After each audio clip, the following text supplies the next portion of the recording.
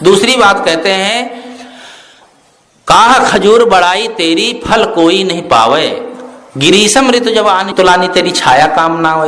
जैसे खजूर का पेड़ होता है, यहाँ तो खजूर कम दिखे माता है, कई कई क्षेत्रों में खजूर के बहुत पेड़ होते हैं। खजूर का पेड़ बहुत लंबा होता है, इतना लंबा होता है कि उसका फल जो है सहज रूप से नहीं मिलता है, और उसकी छाया भी कहीं खाई खंदक में दूर पड़ती है।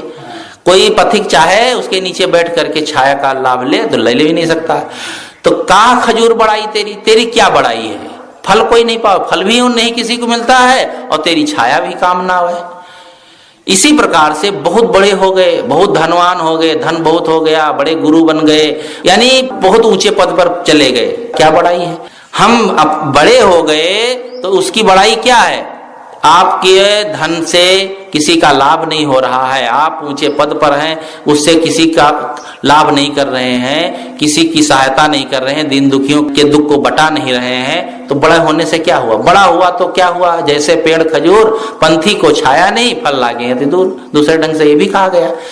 बड़े हो जाने से क्या मतलब होता है, हमारे पास धन है तो उसका सदुपयोग अपने जीवन में, पहले तो धन का भोग होता है, चार गतियां होती हैं, भोग करें, भोग नहीं करेंगे तो यानी कहीं आग लग गई तो नष्ट हो जाएगा, राजा जबरदस्ती ले लेगा टैक्स आदमी, नहीं तो चोर चोरी करके ले जाएंगे, ये भी नहीं हुआ तो उसका विनाश होना पक्का है।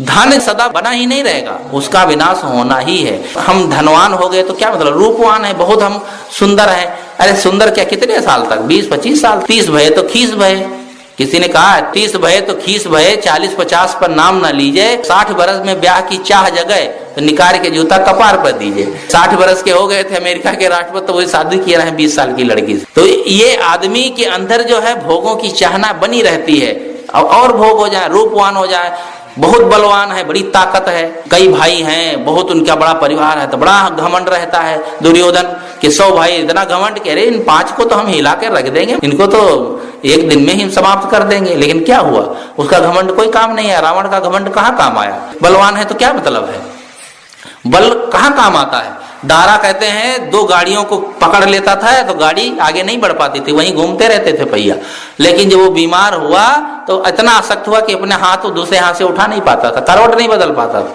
तो ये जो शरीर का अहंकार है, शरीर का बल है, कितने दिन रहता है। अरे ऐसे भी स्वस्थ भी रहेंगे तो 50-60 में तो अपने आप ढीला हो जाएगा, तो इसका भी अहंकार बेकार है। तो कुल मिलाकर के जो भी ऐश्वर्य हमारे पास है, तन धन का, बल का, पद का, वो सब नाशवान है। तो का खजूर बढ़ाई तेरी फल कोई नहीं पावे, गिरीशम ऋतु जबान तुलानी तेरी छाया काम ना आवे। तुम्हारी ये बड़ाई से क्या मतलब है, तुम्हारे बहुत बड़े होने से, धन अर्जित कर लेने से या पद प्रतिष्ठा में ऊपर उठ जाने से क्या मतलब होता है, यदि उससे दूसरों का लाभ और अपना उससे कल्याण ना हो। बहुत ज्ञानी हो जाते हैं, बहुत बहुत उनके चेले हो जाते हैं, सैकड़ों हजारों लोग, लेकिन उनके कृत्य देखिए, उनके कर्म देखिए, इतने घृणित कि सामान्य लोगों से भी गए गुजरे हैं। उनसे तो बल्कि सामान्य लोग ही अच्छे हैं, वे तो कम से कम जी खा रहे हैं और अपने ढंग से जीवन जी रहे हैं, लेकिन वे तो हजारों लाखों को गड्ढे में डाल रहे हैं, स्वयं तो डूबे ही हैं। इतनी बड़े होने से क्या मतलब होता है, सामान्य लोगों की तरह जिए तो भी अच्छा है। तो कहा खजूर बढ़ाई तेरी फल कोई नहीं पावे, ग्रीष्म ऋतु जब आने तुलानी तेरी छाया काम ना आवे। आपन चतुर और को सिखवे कनक कामिनी सयानी, कहे कबीर सुनो हो संतो राम चरण ऋतु मानी। कितने लोग होते हैं अपने चतुर होते हैं, चतुर जो होता है वही ज्यादा चतुर, मतलब चालाक आदमी ही बेवकूफ बनता है। जो चालाकी करता है, चतुराई करता है, चतुराई मतलब यहाँ होशियार नहीं, विद्वान नहीं, चतुराई यानी चालाकी करता है कि हमने ये किया, अरे वहां गए तो उसको बेवकूफ बना दिए, 500 रुपए लूट लिए, ये कर दिए। तो दूसरे को बेवकूफ बनाना, दूसरे को ठग लेना, चतुराई करना जो सीख लेता है वो समझता है आप चतुर और को सिखो, दूसरों को सिखाते हैं। अरे यार तुम भी कैसे आदमी 20 रुपया रोज कमाते हो, 100 रुपया, ऐसा काम करो, ऐसा करो, चलो यहाँ पर, चलो वहां पर, इस तरह से पैसा कमा लेंगे। वो दूसरे को भी वही सिखाता है गलत ढंग, और स्वयं आप चतुर और को सिखावे कनक कामनी सयानी। उनके लिए संसार का ऐश्वर्य, धन दौलत और मोहमाया यही उनमें सयानी करते हैं। स्वयं गलत मार्ग पर चलते हैं, दूसरे को गलत मार्ग की सीख देते हैं। आदमी जो गलत दूसरे के साथ करता है वह उसके ऊपर लौट कर आता है, पक्की बात। दूसरे को ठगेंगे तो एक दिन आप भी ठगाएंगे, दूसरे को दुख देंगे तो लौट करके एक ना एक दिन कोई ना कोई दुख देने वाला मिलेगा। कोई जरूरी नहीं उसी से हो, दूसरे ढंग से होता है। एक ठग था, उसके 2 लड़के थे, तो जो जैसा होता है वैसे ही सीख देता है। जो जय मार्ग में रहत तह दिस लावन हेत और निज निज प्रेमी के मिलत तैसे शिक्षा देत। जो जिस मार्ग में रहता है दूसरे को अपनी तरफ लाने के लिए वैसी सीख देता है। कोई सज्जन होगा, भक्त होगा तो वो ज्ञान विचार की बात बताएगा, कल्याण की बात बताएगा, और जो चोर होगा वो चोरी की बात बताएगा। जुआ खेलने वाला, अरे चलो यार वहां बैठो 100 रुपए ले चलो भाई, 500 रुपए बन जाएंगे, वो वैसी सीख देगा। ठग था, वो अपने बच्चों को भी यही सीख देता था कि देखो इस तरह से चोरी करना चाहिए, ठगना चाहिए। चोरी करने की भी एक विद्या होती है, चौरत्व कला, कला में एक आता है चौरत्व कला, इसकी कला होती है। इसे सबसे चोरी थोड़ा कर लेते हैं। दूसरे के घर रखा हुआ माल आप अपने घर में रखते हैं, भूल जाते हैं, याद नहीं आता, ढूंढ नहीं पाते, और चोर आता है मिनटों में ढूंढ करके उठा के चला जाता है। तो वो भी एक कला है। कहते हैं एक चोर ने अपने लड़के को सिखाना शुरू किया, कहा देखो चोरी करना, ध्यान देना, जब कभी जाना किसी के यहाँ तो कुंडी खोल करके जाना, तो देखे रहना कोई देख तो नहीं रहा है। इस तरह से चोरी करना सिखा रहा था। कहा चलो आज तुमको चोरी करना मैं सिखाता हूँ। गया एक के घर में, सब लोग बाहर बैठे थे, अंदर घुस गया और कहा देखो तुम यहाँ सामान ढूंढो, मैं दरवाजे पर खड़ा हूँ। सामान वो ढूंढने लगा तो दरवाजे पर जाकर के बाहर से कुंडी लगा दिया। पिता चला आया घर में, कहा अब देखें कैसे निकलेगा। लड़का ने सोचा अरे बाप है पूरा सांप निकला, अरे हमको बंद कर गया, अब घर वाले आएंगे तो फिर पकड़ लेंगे, अब तो मार पड़ेगी। घर वाले जब देखे बाहर से कुंडी तो उन्हें लगा अरे एक बाहर से कुंडी कौन लगाया है। दरवाजा खोला, कहा लगता है कि कोई जो है घर में घुसा है। तो वो लड़का जो था दरवाजे के आड़ में खड़ा हो गया, दीपक लेकर के घुसे। तो जैसे ही दीपक लेकर के आदमी घुसा तैसे उसने फुर्र किया दीपक में, बस धक्का दे करके भाग करके चला गया। लोग उसको पकड़ ही नहीं पाए। घर में गया और बाप बढ़िया खर्राटा मारे सो रहा था, पकड़ के झिकझोरा, अरे तू बाप है कि सांप है, अरे मुझे वहां ले जा करके घर में बंद कर दिया और कहता है कि चोरी सिखाएंगे, क्या सिखाएगा। तो कहा अच्छा तुम आए कैसे। तो कहा अरे क्या हो, दरवाजे के आड़ में खड़ा हो गया, जैसे वो अंदर घुसा फिर उसे उसकी दिव्या को बुझा दिया, दीपक को, भाग आया। कहा बस बस तुम सीख गए पास हो गए, तो तुमको सिखाने के लिए ही बंद किए थे। तो ये एक कला होती है, चौरत्व की एक भी कला होती है। तो ठग सिखाता था अपने बच्चों को भी।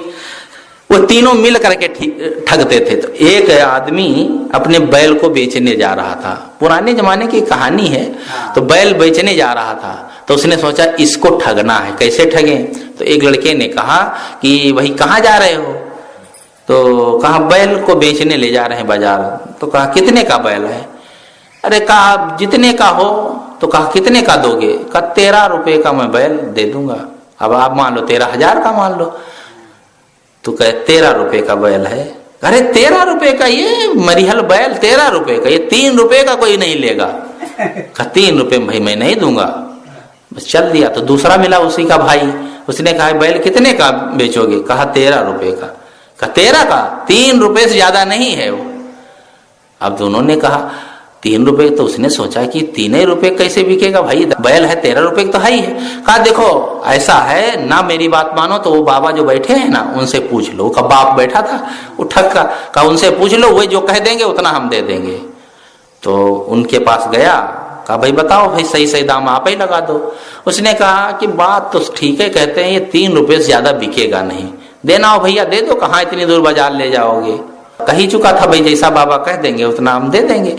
तो 3 रुपए में बैल दे करके चल दिया। जब घर में आया तो लोगों ने कहा कितने की बेचे। कहा बेचे क्या है, रास्ते में वो 3 रुपए का लोग ले लिए। कहाँ पर। जब सब बताया तो कहा अरे वो लोग ठग थे, और वो जो लड़के थे वो ठग के लड़के थे, और वो बूढ़ा जो मिला था वो बाप है उसका। वो तीनों मिल करके तुम्हें ठग लिए। वो 13 का बैल तुम 3 में दे आए, ठगा गए। अच्छा ये बात है, हमको ठग लिए, चलो देखो ठीक करता हूँ। दूसरे दिन वो एक स्त्री का वेश बनाकर रास्ते में बैठ गया। वो बूढ़ा निकला उधर से, तो वहीं बैठा वो रो रहा था, स्त्री का वेश बनाया। कहा तुम कहाँ रहती हो। बताया रहती कहाँ, हमारा पति हमसे घर से निकाल दिया और मैं कहाँ जाऊं।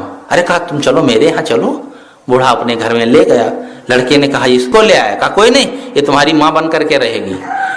लड़के जब काम वाम करने चले गए तो बस उसने दरवाजा बंद किया और निकाला डंडा और लगा बूढ़े को पीटने और कहा तेरा का बैल तीन का, तेरा का बैल तीन का, और धमाधम पिटाई किया। कहा जितना तुमने रखा है सब निकालो, सोना चांदी, खूब ठक ठक करके सब निकलवाया, खूब पिटाई किया, उसके हड्डी गुड्डी सब तोड़ दिया।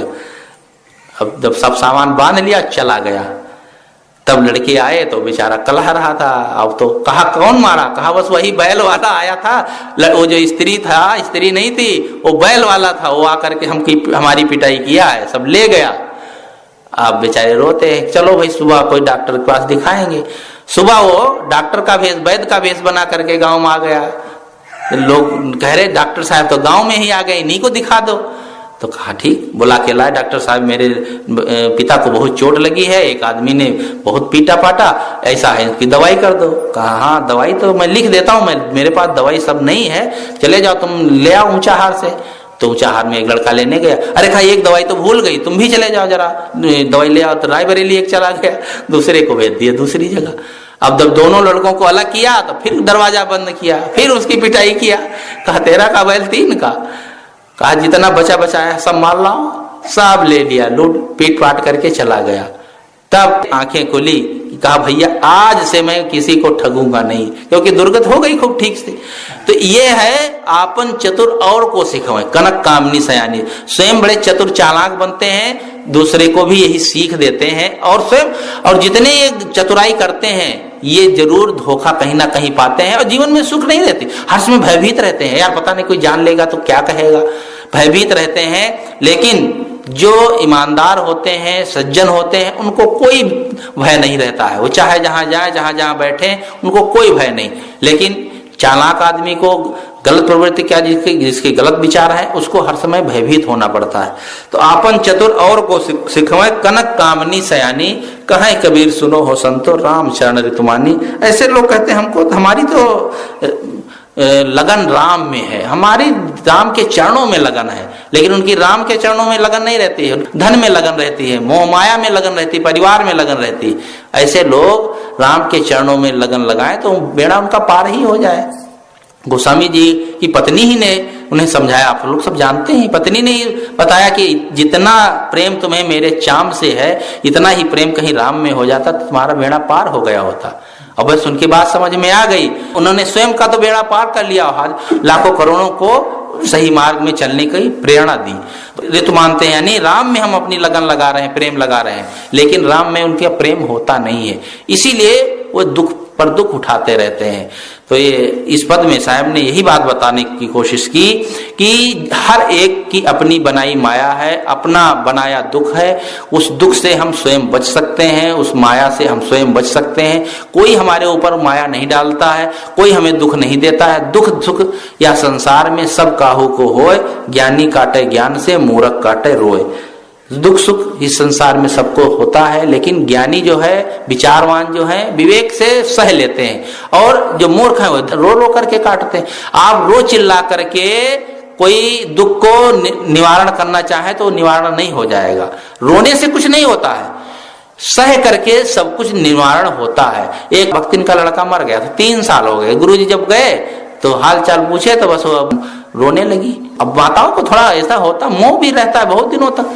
तो गुरुजी ने कहा देख रोना नहीं, अगर तेरे रोने से तेरा लड़का लौट आए तो हम सब साधु मिलकर रोवा ले, खूब रो ले, दिन भर रो लेते हैं, लौट आए तो ठीक है, लौट आएगा। 3 साल हो गया तभी तू मुंह कर रही है। अरे भक्ति न है, इतने दिन से भक्ति कर रही है, भजन साधना कर रही है, कम से कम सोचना चाहिए किसका शरीर अमर रहेगा। समझाए तब वो शांत हुई। तो आदमी इस संसार में जो सुख दुख पाता है वो अपने कर्मों का फल होता है, इसलिए सुख दुख में सामान्य जीवन जीना चाहिए। जो मिला है, जितना हमारे पास है, उसी में संतुष्ट रहें और सुखी रहें, यही सुख से जीवन का रास्ता है। और अपने जीवन में जो हो सके परोपकार करते रहें, दूसरों को सही मार्ग बताते रहें, सही रास्ते पर लगाएं, वाणी से तन से सेवा करते रहें, जिससे कि अपने को भी प्रसन्नता रहेगी, अपना मन भी प्रसन्न रहेगा और दूसरों को भी उससे लाभ होता रहेगा। इसी के साथ मैं अपनी बात समाप्त करता हूँ। बोलो सद्गुरु महाराज की जय।